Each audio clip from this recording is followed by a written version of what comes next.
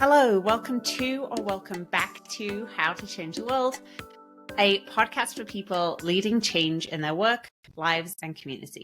We explore on this podcast everything that you need to drive meaningful impact on the local level and equip you with the inspiration and tools that you need to make change. I am Catherine Alonzo, and it's just me today. This is a social shift short episode. And we are focused on how you can break through all of this crazy noise, all of this election noise of this time of year, and tell stories that reach the people you need to reach and drive effective change. And at this time of year when things are crazy and there's so much election spending, particularly if you are in a swing state like we are in Arizona, there's just so much going on and it is so difficult to break through. But honestly, this is an important topic for any time of year. How is it that you can tell stories that break through the noise, because there's always noise, and reach the people that you need to reach so that you can engage them in your work and be more effective at creating change on the local level together? So let's jump in. I am so excited to talk about this topic. First and foremost, it is important that we lay the groundwork to build a successful campaign, initiative, or strategy. At Javelina, we know that effective change makers anchor their storytelling around three vital things. And you hear me talk about these things a lot on this podcast. Number one is your why. This is the core purpose and motivation behind what you do. It is the reason that your cause exists.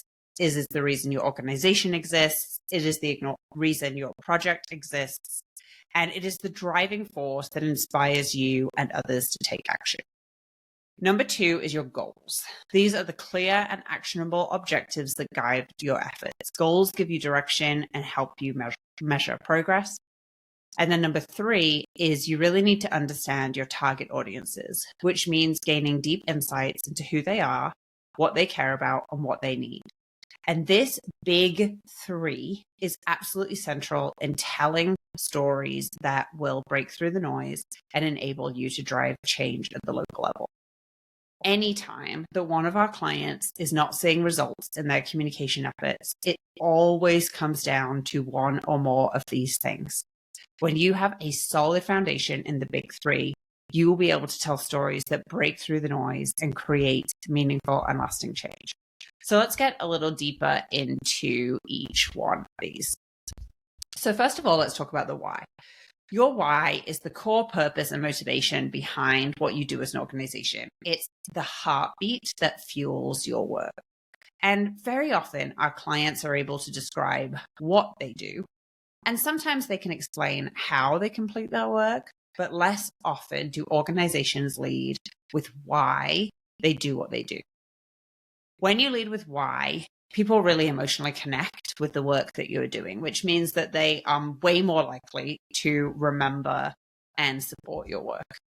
So what does this look like? So a typical organization might communicate something like this. So let's say we're talking about a made-up organization called Women's Advocacy Org. So a really normal way for organizations to communicate is they might say, Women's Advocacy Org helps women in our community secure good jobs by providing training and support from application to their first day. But when an organization leads with their why, not only do they talk about why this work matters, but they lead with it.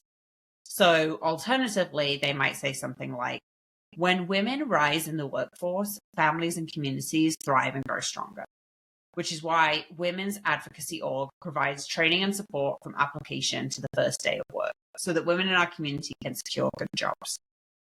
And you see the difference between those two messages. It's all in there, what they do, how they do the work. But first and foremost, they are leading with why you do the work. And that is just so resonant and emotionally powerful. Also, knowing your why not only drives your messaging and your storytelling, but can really help create cohesion in your internal communications, but also in your leadership, in your culture, and in your teamwork. It's a really important thing to know. At Javelina, we work with our clients to develop what we call a core identity. And this identity should really encapsulate three things: what your organization does, why you do it, and how you do the work. And the how is the approach, the methods or the values that define the way your organization operates and delivers its service, whereas the what is really the clear and concise statement of the services or the offerings or the impact that your organization drives. And then, of course, why is your organization's purpose, the deeper motivation that drives your work and the change that you aim to create in the world. And so you want to know what those three things are and then thread those through your stories. So that's number one of the big three. Number two of the big three is your goals. What you want to do is have clearly articulated goals that are essential for keeping your team aligned and ensuring that all of your actions are moving you closer to your ultimate vision. Effective goals are ambitious but achievable. They are specific, they're time-bound, and it really answers the question, what does success look like? Now, this might sound so obvious to you. You might be like, oh, great, I'm listening to this podcast and you're telling me that I have to have goals. Awesome, thanks. But goals are so incredibly important in driving effective communications and marketing that breaks through the noise. The reason being that, and honestly, like so often our clients don't. When we start working with our clients and we ask them, how success defined, what do your goals look like in your marketing communications efforts? They don't have them. Goals are important not only because it really sets your team rowing in the same direction, but because your goals will inform your strategies and your messaging. So let me give you an example from a real client of ours. So one of our clients that we work with is a reproductive health clinic, and one of their goals, of about 7 goals they have for the year, is a 10% increase in the uptake of family planning services among teens in their county within 1 calendar year. And this is a really specific goal. It mentions, not only what is the increase that they want to see, but the geographic area and the defined target audience, teens in their county. It also has a set time frame of 1 year. So when you are setting goals, not only for your organization, but also for your marketing projects, you want them to be just as specific and measurable as this. But a clearly defined goal like this also shapes the stories that you're telling and where. So using this example, we can assume that this client will focus their efforts on reaching young people. So this will inform the platforms that they engage with, the type of content that they develop, and the messages that they use. So when we are clear on our goals, we tell more effective stories. And when we tell more effective stories, that is when we break through the noise and reach our audiences. I cannot emphasize this enough.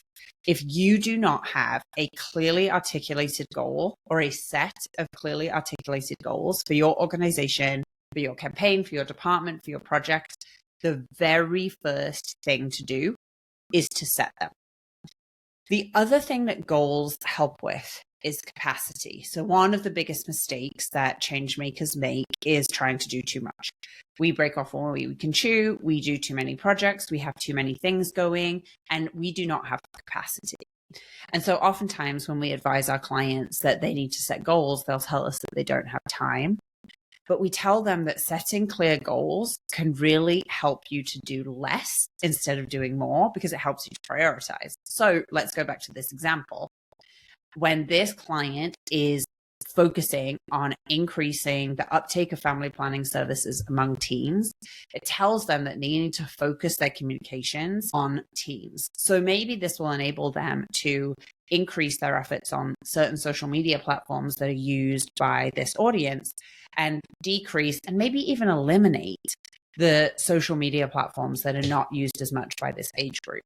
And it really helps them to prioritize their activities and figure out what is the most important. So number 2 is goals, absolutely essential to have. And then number 3 of the big goals, so we have your why and we have your goals. Number 3 is understanding your target audiences.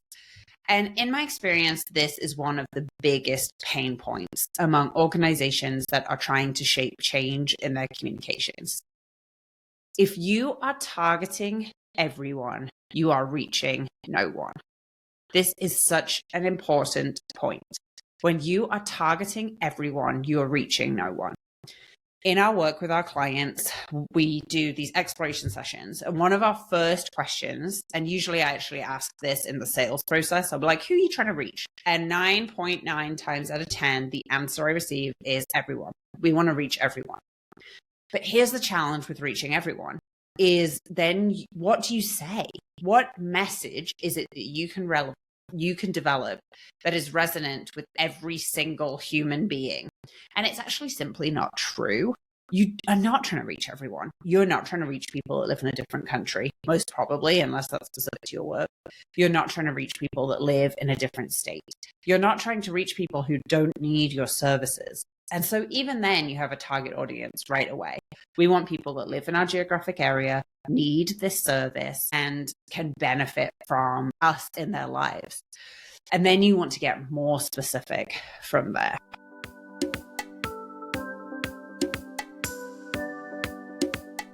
Are you seeking to create change at the polls? Us too. With Javelina's long history of running winning campaigns, we've learned a thing or two about mobilizing communities.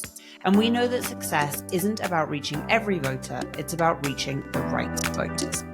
Head over to javelina.co today to sign up for a free consultation and learn how our tailored direct mail services bring voters into your story and drive your campaign to victory.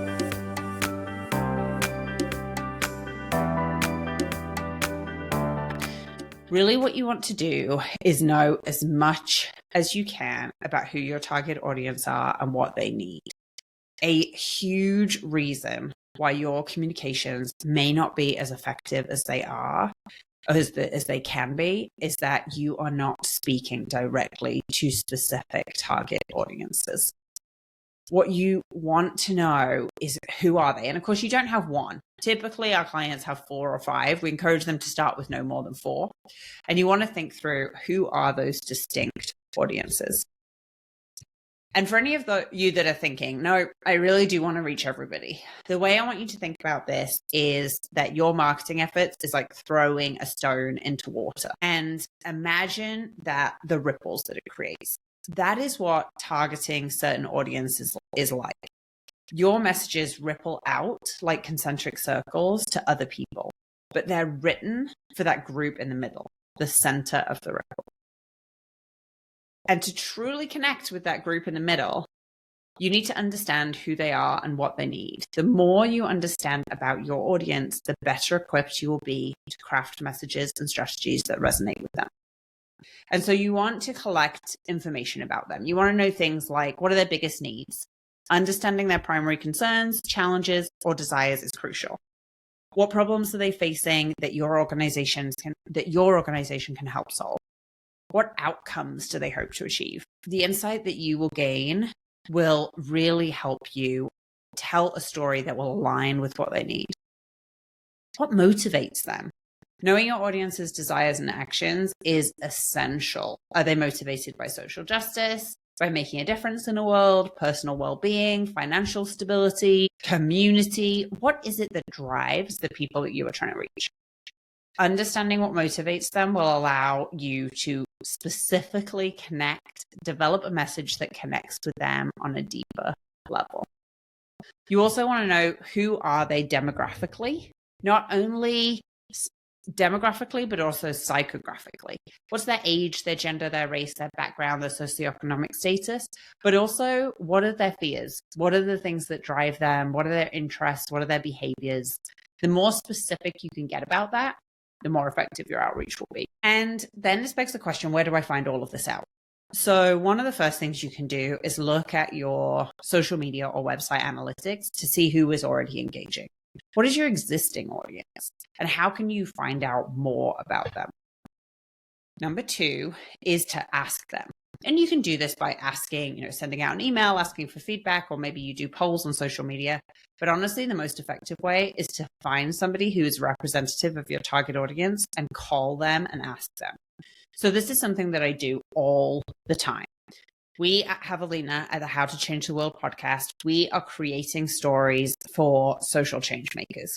We want to create stories and tools and resources for people who are driving social change in their local community so that we can help them be as effective at it as possible. And so there are people that consume our content, our clients, also people I know in the community who fall into this group. And so if I'm not sure, I'll just call them. Something I do really often when I'm speaking to change makers, either at events or on email, is I'll just ask them, what's going on? What are you worried about right now? And then you'll start to see themes and patterns in the people that you speak to. You do not need to have really expensive polling or research or focus groups to understand what's going on with your audience. It is absolutely fine to develop content for one person, because chances are people that are like them are having some of the same challenges and the same needs. So number one, find out who your audience is by seeing who's already consuming your content. Number two, find somebody who's representative of that target audience and ask them what's going on with them, what they need, and what their preferences are. And then, of course, you can always look for existing research or develop your own. So the expensive way to do this is to do polling, focus groups, other kinds of research. To be able, you can do deep analyses, you can hire research firms to really understand what is going on with your target audience. You can also Google it. There is a ton of existing information about that out there. Things like what is the average audience for each of the social media platforms? If you know that the people you need to reach are a specific age range, and tend to be one gender over the other, you can find which social media platform is consumed by that audience really easily by just Googling it. So do not underestimate how much you can achieve by asking the internet as much as you can about your audience. And then when you have all of that information in bullet point form, what you want to do is put together a target audience persona. And a target audience persona is really crucial because it provides clear, detailed representation of the audience that you are seeking to reach. And essentially what it is a fictionalized persona who is representative of the audience that you're trying to reach. So let's say I'll continue the reproductive health clinic example. Let's say that we have a client that's a reproductive health clinic and they are trying to reach unmarried young adults to increase the use of their sexually transmitted infection services, whether it's STI testing, education, prevention methods, whatever. And so they make up a persona, but it's representative of the people that they are trying to reach. And you can start this in sort of bullet point form, give them a name, look up a stock image and use it as the representation of this group. Think about what age they are, what's their relationship status, what's their socioeconomic status, what are their interests, where do they consume their media, what are their fears, what are the things that they love to do, and what really drives them, what motivates them. And once you have that all in bullet point form, then you want to put it into a narrative. And you can use an AI tool to help you do this. You put all the bullet points into the AI tool and ask it to turn it into a narrative persona for you. And when you are developing messages, you think to yourself, is it going to reach this persona? So let's say your fictionalized person that you've created is named Sarah, and you're putting together a social media ad or you're conceiving of a campaign, and think to yourself, does this meet Sarah's needs? You want to be tailoring every single marketing message to a specific audience. This is one of the most effective things that you can do to break through the noise and drive marketing and communications that is effective. And I want to labor the point a bit about why it is so important to tailor messages to your target audiences. First and foremost, tailored messages ensures that your content resonates with specific interests, needs, and preferences of the people that you're seeking to reach. When your audience feels your message is personally relevant to them, they are way more likely to pay attention. They are far more likely to interact, to like, share, to engage with your content. And they are also way more likely to take the action that you are asking them to take, to follow you on social media, to attend an event, to donate to your organization. And so this is a critically important part of telling effective stories. So there you have it. There's your big three. You want to know your why. You want to have clear, defined goals for the things that you're working on. You want to know how success is defined. And you also want to know who your target audiences are. And when you have those three things, it makes it way easier to break through the noise and to connect with the people you're trying to reach and tell stories that will help you drive that effective change. We have gone over a lot of stuff. If this is something that is of interest to you and you want to know more about, there's a couple of things that you can do. One is to keep listening to this podcast. Every single episode is about how you can tell effective stories that drive change. We have interviews with people that highlight how storytelling drives the change that they are making. We have episodes like this that are quick, actionable things that you can implement into your efforts. And then we also have episodes that really help share additional resources that layer on top of that effective storytelling. So keep listening.